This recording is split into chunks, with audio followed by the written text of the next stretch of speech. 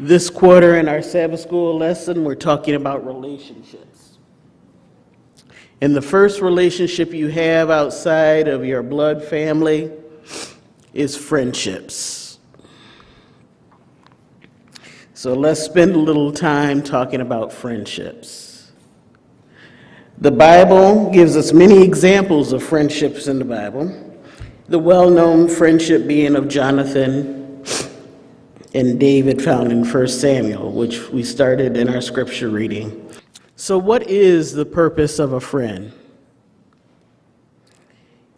To offer support, to correct and guide, to provide a different point of view.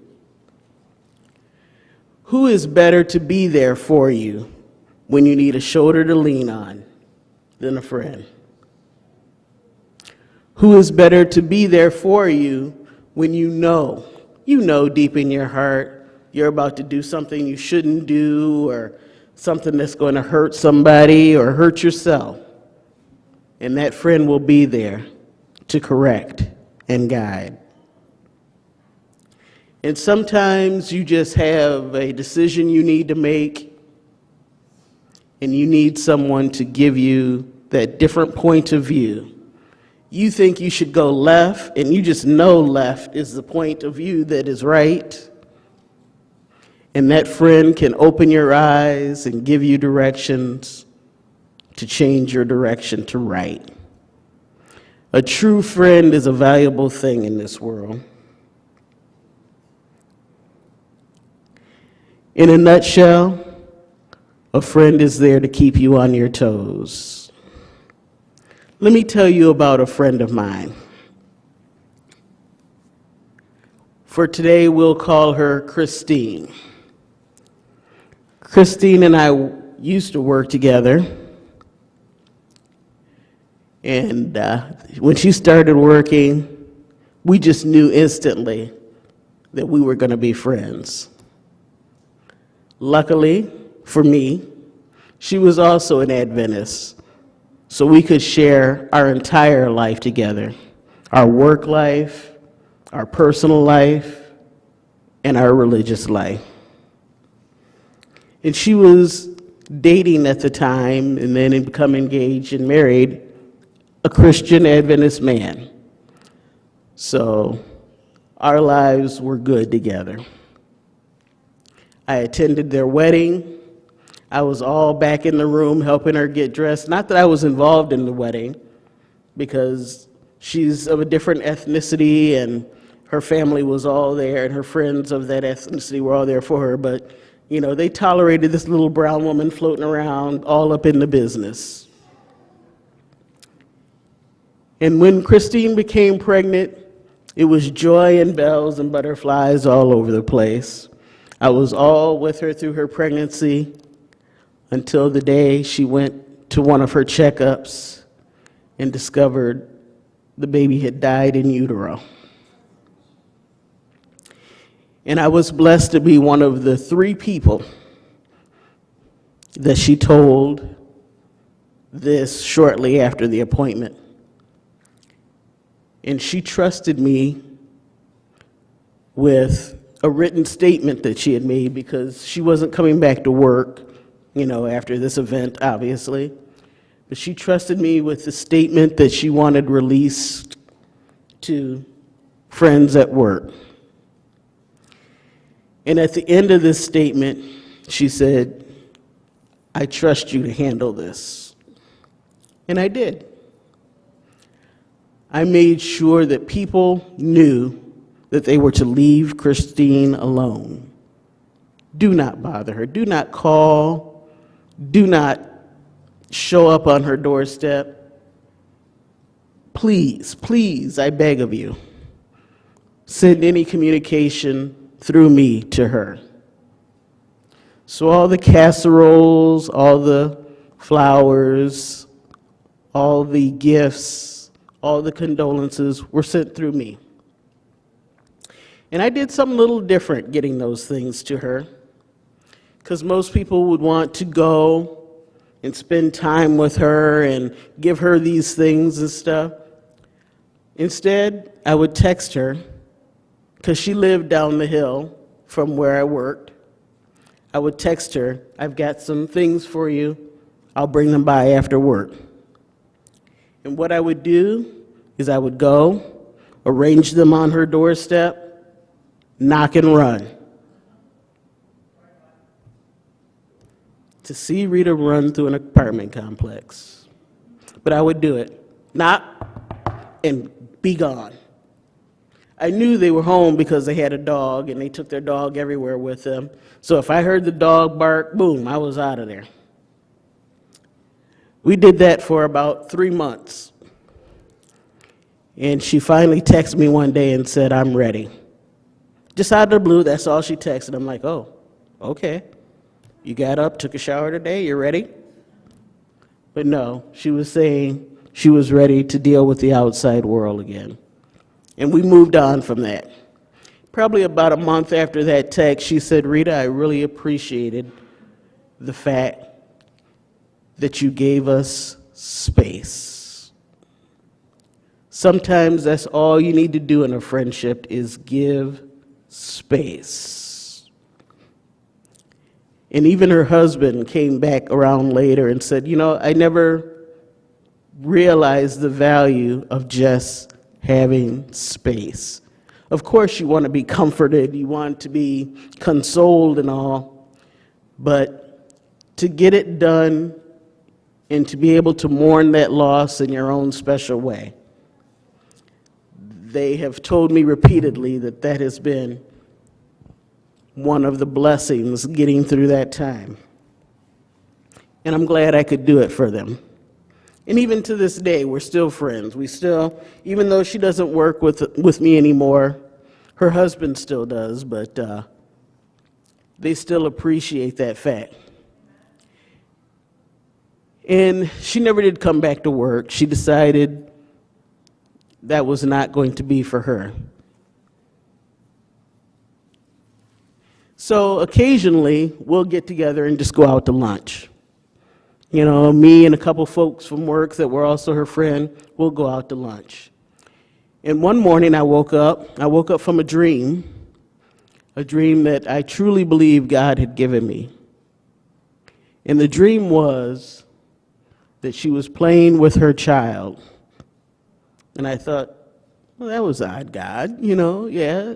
They named the child and we knew the gender of the child, but that was odd. And it just so happens that day we were going to lunch. So we all pile in the car. She drove up to work and got in the car with us. And me being me, most of you know me, I have control issues as well as impulse control issues. The first thing I said to her was, "Christine, are you pregnant?" And being the talented wordsmith that she is, she avoided the question. And at the end of lunch, when folks weren't paying attention to us, she said, "Yes, be quiet." That's all she said. We weren't talking about anything at the moment. Just out of the blue, she said, "Yes, be quiet." And I'm like, God, why can't you control my mouth? That is not something she wanted broadcast, obviously. But we must realize that God is a part of our friendships. And to be a good friend, you've got to talk with him, to him, and about him. He will help you in your friendships. Because how else would I have known she was pregnant other than God sent me that dream? And for those of you who work with me and know who I'm talking about, y'all don't know that I just told you that this particular person is pregnant again. So when you see her husband at work, don't say nothing. Not your business. And if he comes to me, I'll know who spoke because I know who's here. Again, that's the friend part of me that will correct and guide you. You might not like the correction if I find out she found out. Be a friend. And in this day and age, new words such as frenemies, have become popular. But I'm here to tell you that back in 1953, there was an article written entitled, "How's About Calling the Russians Our Frenemies?" Our friends who are enemies. So that's not a new word, as much as we like to blame the millennials and the Gen X's and all those people of creating new words. That word was first used in writing back in 1953. And we all know that words aren't used in writing until they're common language in the spoken word. Then back in just for you people who need facts, that was used by Walter Winchell, who wrote it for the Nevada State Journal back in 1953. In the 1970s, it came back on the scene and being used, and then it began to spike in the 1996. But now in the new 2000, it has become a common term and even fashionable to have or to be a frenemy. What is a frenemy? Someone who you have allowed into your circle that you really don't like, or who really doesn't like you. Frenemies can be divided into several categories based on their behaviors. You can have a one-sided frenemy, and that is one person who reaches out or meets another person only when he or she needs help or a favor. She can be considered one-sided to the latter person. This person does not care about the life of you, and they do not have interest in what's going on with you. Also, they do not show up in times of need. So this is a one-sided frenemy. You can have an unfiltered or undetermined frenemy, and this person insults you, makes fun of you, and cracks sarcastic jokes about you so frequently that it gets hard for them to be tolerated.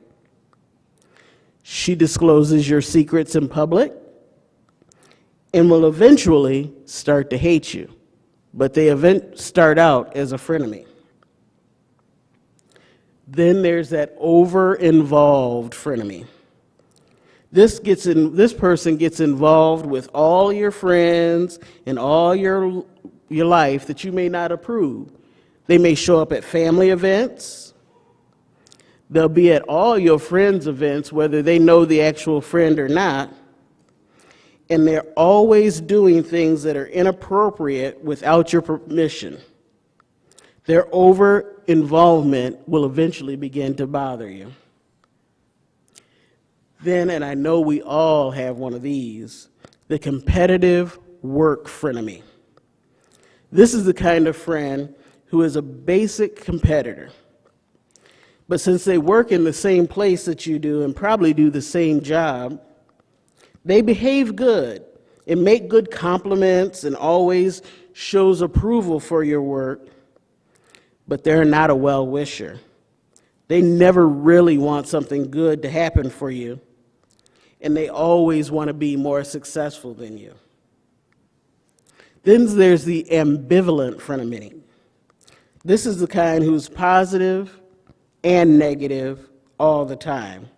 They can be helpful and polite, but sometimes they act selfish and competitive. So they give rise to this unknown situation. You want to think that they're your friend when they're being nice, but then you see them behaving not so nice and you begin to wonder. Then there's the out-and-out jealous frenemy. They turn your friends into frenemies. One person may become jealous, and they spread that jealousy among your friends. Your raise, your successes, your hair, your personality, your humor, even your social status is always under attack by these jealous frenemies. Then there's just the unsure frenemy, very closely related to the ambivalent frenemy. You never really quite know where you stand with them. In a nutshell, the purpose of a frenemy relationship is to bring you down. They really have no investment in your progress, your uplifting, and especially in your relationship with God. Their purpose is to bring you down, isolate you, as long as it gets them ahead. So how do you develop friendships versus frenemies? You have to be that friend that you desire. And that's the common phrase that everyone throws out there. To get a friend, you have to be a friend. But how do you do that? Once you are introduced to people and begin to learn stuff about them, you have to be there. Be willing to share life with them. If you're not willing to share your life, then you need to go back in your prayer closet and spend some more time with God. Because God will let you know when it's time for you to share your life. And I'm not saying, share about that big bunion on your right toe or, your deep, dark family secrets. But do things. Share your life with people. Go to a concert. Go to lunch. If you have gotten to a place where you trust a person, tell them about a particular struggle you're having at work or that you're having with your spouse. But be careful always, ladies and gentlemen. When you're sharing things with your spouse, with your friends, you have to be sure at that point that they truly are your friend and they are anchored in God. Because sharing some information will lead them to be a frenemy and possibly try to take your spouse. We all want what everybody else has. There would not be commercials, there would not be advertisement if we didn't want what somebody else has. So be careful what you share with your friends. They should be there to help you, but they may help you right into a situation you don't want to be in. Pray with them if you can. And if they're not at a point in their religious life where they can pray with you, pray for them. They can't stop you from doing that. And Christine, from my earlier example, she didn't know I was praying for her. Well, I'm sure she knew I was praying for her. But she didn't know God was answering and talking to me and telling me things about her life until, I blurted out what I blurted out. So pray for them. And God will lead you into what things you can share with this person and what things you can't share with this person. And when you need to be there and step in and interrupt their life and say, hey, you're doing this, but maybe you shouldn't. Maybe you should reconsider. Know and stay within the boundaries they set up.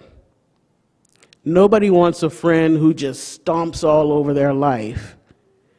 If your friend says, hey, it's cool, you can come to my family's picnic, that doesn't mean that you can come to the family wedding and the family funeral and blah, blah, blah. Know your boundaries. Let the friend open the door. And most importantly, in your friendships, don't keep score. You bought lunch last week. I bought lunch the past 3 weeks. Don't keep score. That's not a friendship. You'll notice all these traits that I've mentioned are traits of our one and only true friend, the friend who gave his life for us, Jesus. In most cases in this day and age, your friends may not know Jesus. You being their friend may be the one and only true Jesus they see before their conversion. So be that friend. Pray for them. Walk with them. Do what Jesus did. There's a portrait of Jesus knocking at a door. That's Jesus knowing his boundaries that you have allowed. He doesn't just come barging into your life trying to take over. Okay, now we're going to move this couch over here. The TV we're going to mount on the wall. We're going to take this out. He doesn't do that.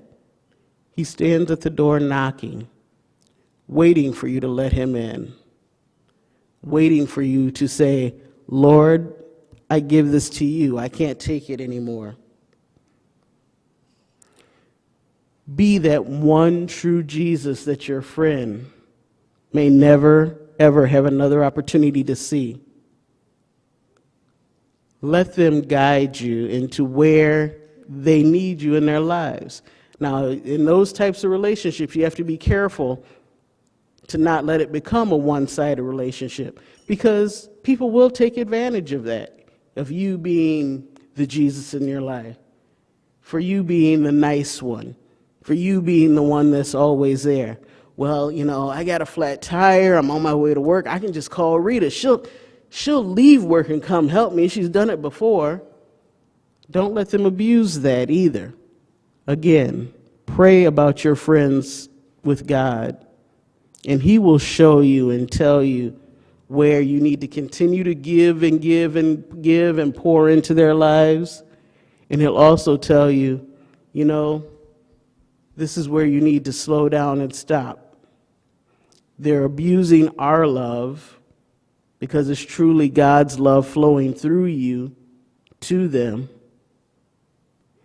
And this is where you need to give more love.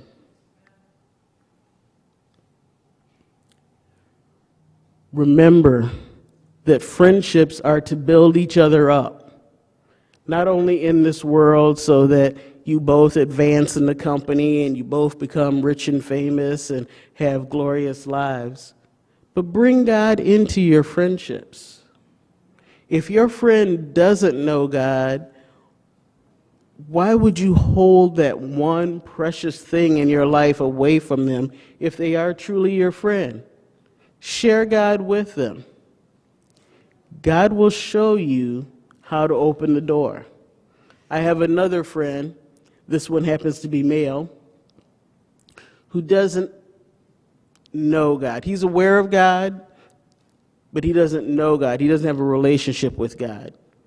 And it's kind of funny because whenever we go to things and there are God elements involved in it, I can be pretty assured that within a week or so, he's going to call me up. Hey, Rita, they mentioned such and such, or they mentioned this Bible verse, or a lot of what he's stuck on right now is creationism. So he's like, so God created the earth in 7 days, and he's a science guy. He's like, that's not possible. There's no way.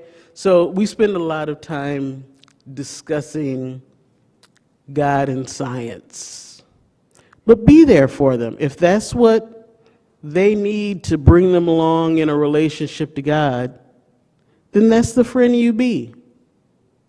God put you in their life, and God put them in your life. I've had to go and do some research, pull that Bible out and go, ooh, I don't know what the heck he's asking here. Where is he going with this? So friendships are to grow you, and they don't always grow you as in, both of you completed this Bible level of scholarship, here's your certificate. Sometimes God needs to show you things through their questioning. And God will give you experiences to help in another situation. So let your friendships grow you. Let that love that God has given you flow out to those around you. And people will notice. Adventist Health has opened their new building up in Roseville.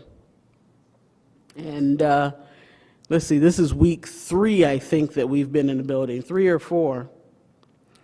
And already I've met the on-site physician for the clinic. I've met the head chef and her staff. I've met our concierge service, our etcher service, where they'll take out your dry cleaning and get it clean and bring it back and all.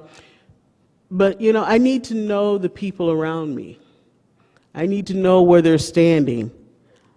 I want to be their friend. A lot of these people are outside people that they're bringing in. And Adventism is a strange concept in this world today. But I want them to have a touchstone to go, well, yeah, these Adventists are weird, but I kind of like Rita. She's kind of nice. She's kind of there for me. I can ask her stuff that even though it's just a simple question about Adventism, I know that if I ask Rita, she's not going to make fun of me. She's not going to call me crazy. She's not going to say that I'm dumb. Be that soft place for people to land. We all need someone we can depend on. And as we prepare to close, I just want to say that we're all friends in here. We are an army of friendship. Let's take it to the world to conquer the world for Christ. Amen.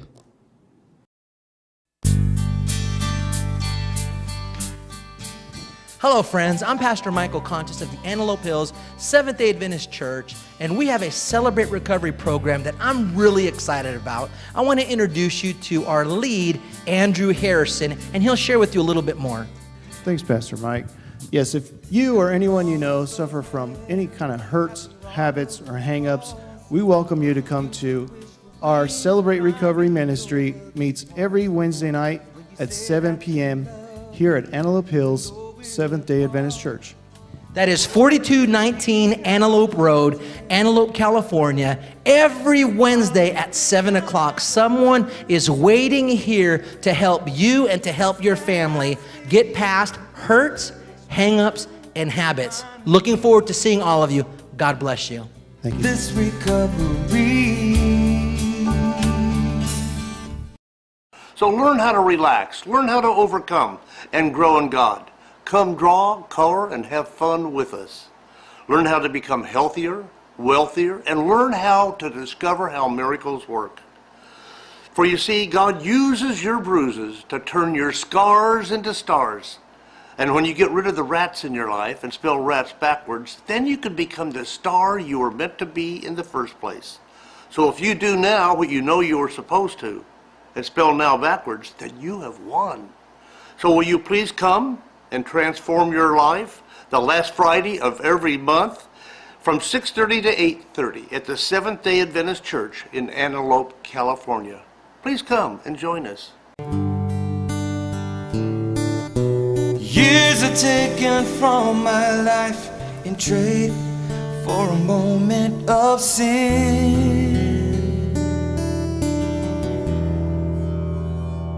Oh, I'll be glad when